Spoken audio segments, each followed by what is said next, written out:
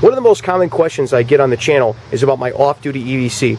People have been asking to see what I carry when I'm not working as a police officer or security guard since almost the very inception of this channel. Today I'm going to do a little pocket dump for you and show you what I'm carrying during the summer. I'll give you a little hint. It's almost none of this stuff.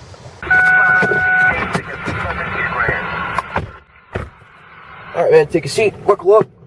Ordinarily we'd start with orientation of the car here, but we got calls pending and we got to get to them. So, we're rolling. We're going to have to learn on the way. Alright, today So there's lots of videos out there about EDC, and it seems to be that there is a big push for people to get ever larger and larger and larger fake everyday carries to be the coolest guy that's out there.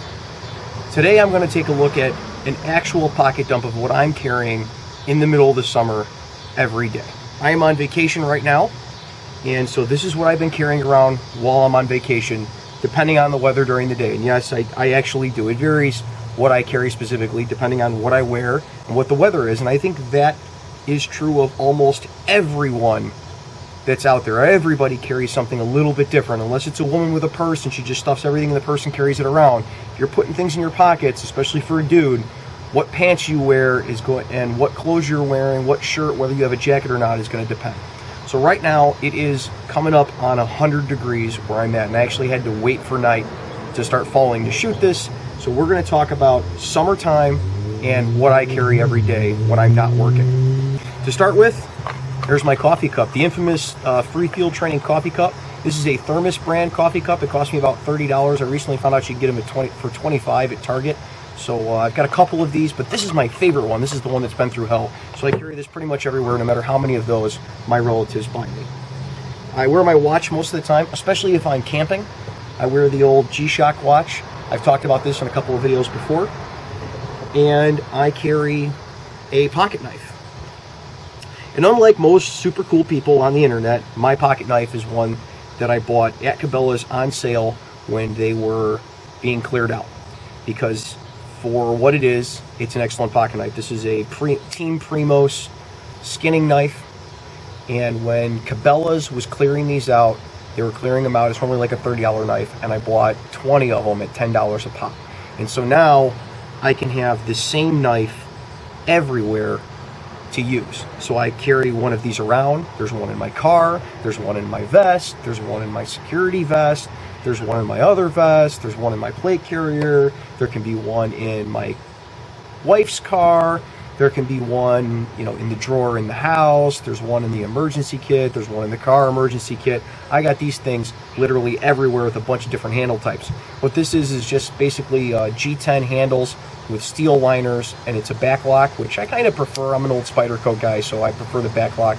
Got a metal pocket clip, and the steel is nothing special on it, but it sharpens easily. And for me, being able to sharpen it to a razor edge easily is more important than how long it holds the edge, because I'm not going deep into the wilderness for, you know, week-long, 2-week-long treks anymore. I don't have that type of time and that type of money. I'm almost always near a method to sharpen the knife, and so this works for me just fine. Your mileage may vary, but with the rate that I break knives and the rate at which they dull, this one goes pretty well.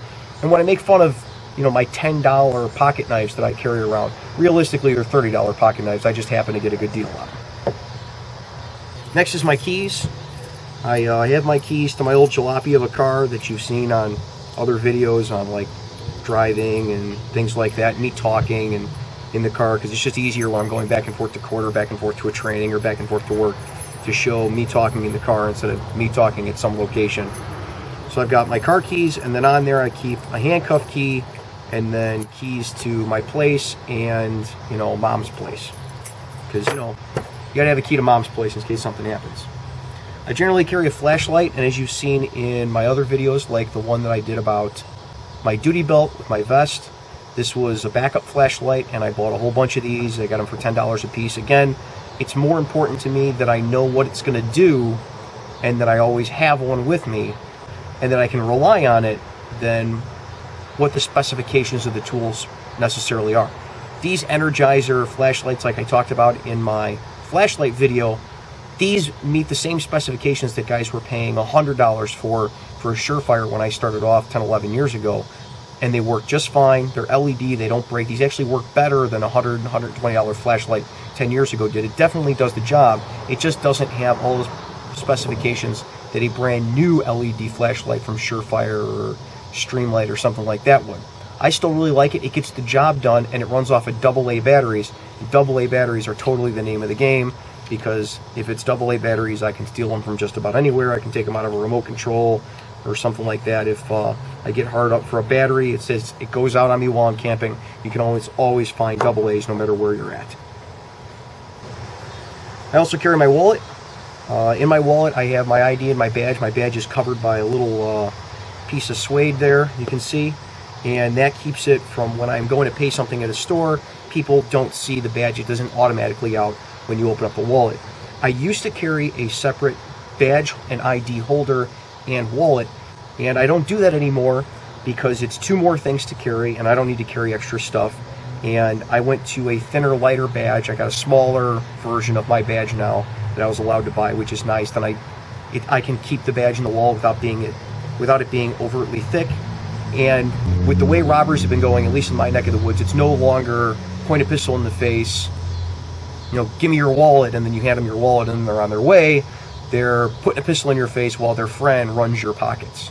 So they're going to find the wallet and the ID thing anyway, and I'm pretty screwed with getting robbed either way. So with the way robberies have been going recently, so why inconvenience myself if I'm not getting anything in return?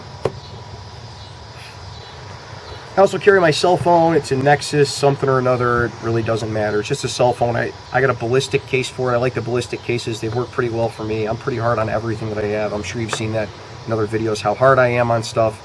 But this is where I answer all your questions on, and where I make fun of that. People say, hey, thanks for that quick response. I'll be like, I'm just hiding from my kids on the toilet. That's the truth. And here's what I use to hide from my kids on the toilet and answer your questions. Also carry my Smith & Wesson 360 PD. I'm sure that's what like 90% of the people that come onto an EDC video care about, is they want to see what the person carries for a firearm or a knife and what the reasoning is behind it. This is my Smith 360 PD. It's a 357 stub nose, and yes, it actually has 357 magnum ammunition in it. That is the way I carry it. And 90% of the time I carry it in a pocket holster. I've got a bunch of other holsters for it that I'll occasionally carry them in. But most of the time it's in a pocket holster. And the reason for that is because I can conceal this in a pocket in just about anything that I'm wearing. So when we talk about everyday carry, a lot of guys would say, well, I carry this, I carry my Glock 35 with the TLR2 and stuff, and that's my everyday carry. And I could easily come in here and say that, and you wouldn't be any wiser. That's not what I'm actually carrying, but it's not my everyday carry. Like I said in the Smith 360 PD video that you can see up here, I carry this all the time. I can carry this everywhere. I can carry this into places where people are looking for people that are carrying guns. The people are on the lookout for it, and no one is the wiser that I have this on me. So much so that I can carry this while I'm carrying my normal off-duty piece, which recently has been the Browning high power 9mm, or a gun that I'm testing with a holster, like this HK USP 45 with the Vetter Holsters Light Tuck. I can still carry these, and I frequently do. I mean, almost every day. But is it really everyday carry? Am I taking these with me when I'm, let's say, camping in the woods and I'm not going to be anywhere near anybody at all? No, I'm carrying this. Am I taking these with me when I'm going to a theater where maybe there's theater employees who are specifically looking for people carrying handguns? No, I'm not going to carry these around with me. I can't. I get made very quickly with these. So living in a very urban area, a J-frame revolver makes sense. And with this one, I can do a lot of things that I wouldn't necessarily be able to do with a semi-auto of this same size, because this gives me a lot of options. You refer to my 360 PD video to hear more about that. Speaking of which, what I don't carry is almost as important to this video as what I do carry. A lot of guys, for a hat, will carry something like this, or a Glock hat. They'll wear something like this that very proudly tells everyone, yep, I'm probably carrying a gun. And it's not so much telling people I'm probably carrying a gun that I have a problem with, because people could see this hat and they can look at me pretty close and not notice the gun. They probably won't see it. What they will see is the knife. And here's what I get questioned about more than anything. 99% of the time, if people question me about whether I'm carrying a weapon or not, again, very, very urban area. Every time I go out somewhere, there's normally people, if there's security or bouncers or anybody, any type, where I'm at, if somebody's going to ask a question, they're going to ask a question about this being clipped to my pocket. So instead of a hat like this, I wear a hat like this. An old Boy Scouts of America hat, just a standard green hat with the ghosted in logo of the BSA, and then on the side it says Boy Scouts of America in case people are too dumb to know right off the bat what that is. So if I'm wearing a hat, I'm going to wear a baseball cap. I'll wear a baseball cap like this. And when people ask about, hey, what, you carrying a pocket knife? I can be like, yeah, you know, go camping and stuff. I just came back. It's just a little, it's just a little pocket knife. I mean, it's not super scary. I mean, look at that rounded edge. I mean, how would you even hurt somebody with that?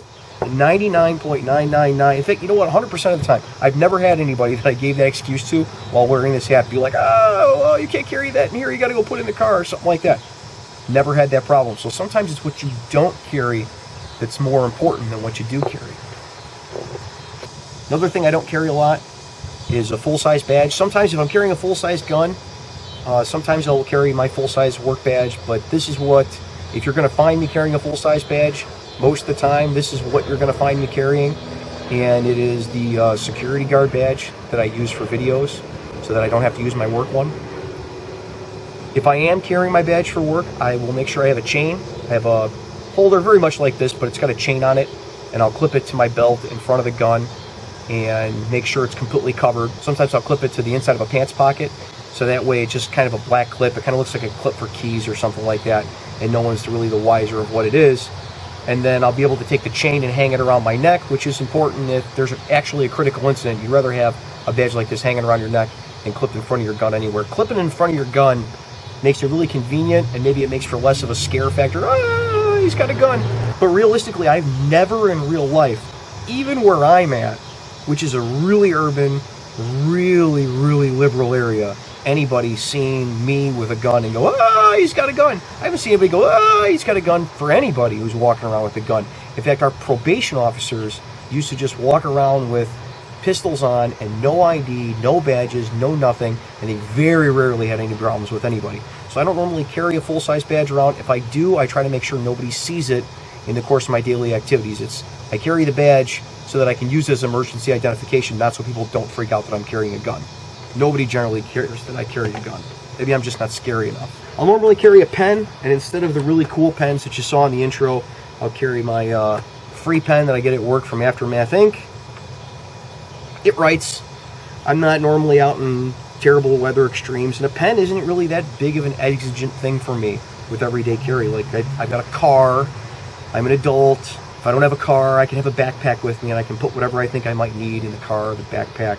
I'm not out carrying medical gear, because if it comes down to that big of an emergency where I need a tourniquet, I'm an Eagle Scout, and I have a belt and a gun that I can use as a windlass, and I have a knife that I can use as a windlass, and I have a flashlight that I could use as a windlass, and it's a belt that you could actually pretty easily use as a tourniquet because it's a nice wide belt, and it slides in on itself, and it locks, and it's pretty strong. So sometimes even the simplest things and a little bit of knowledge can save us a lot of trouble and a lot of having to carry extra equipment around. And not having to carry extra equipment around is really the crux of the issue. Your EDC should be heavy on knowledge and light on stuff. With enough knowledge and skill, you don't have to carry a whole bunch of stuff to make yourself safe and make yourself prepared. If there's one thing I learned in the Scouts, it's that knowledge is power, knowledge weighs nothing. Arm yourself with intelligence, arm yourself with education, arm yourself with training, and you're not going to need a whole bunch of cool stuff. You're not going to have to spend a bunch of money on cool stuff. You're not going to have to lug cool stuff around to get through the day. If you guys like this video, you like content like it or other things on my channel, make sure you subscribe so you don't ever miss one. Check out our Patreon. I've been putting a lot of stuff in the patrons only section of the Patreon, which you can access for $1 a month. So literally $1 a month, You can get all of the videos before they come out, normally about a week to 3 days before they're released to the general public.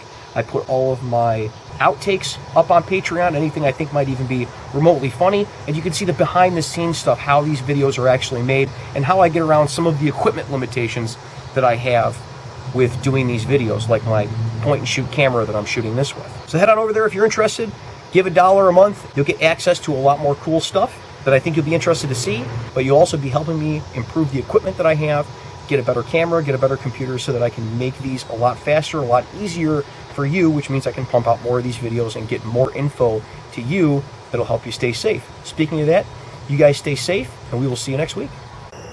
Well, if you like that video, go ahead and subscribe, because there's a whole lot more to come. As soon as I finish up these calls, go 10-8.